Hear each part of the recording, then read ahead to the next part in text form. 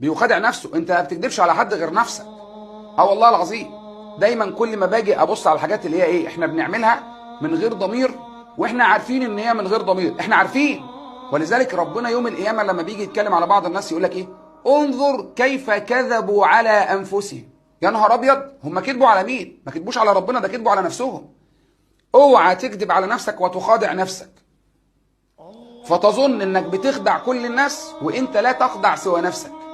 الطالب الصح لو عايز يتعلم بما يرضي الله ويكون مستقيم ومستريح تماما للي هو بيعمله وعارف ان اللي بيعمله ده عمل حسن، يقف على السؤال اللي غلط فيه. عادي جدا، انا غلطت مفيش مشكله يا جماعه، احنا مش في ازمه.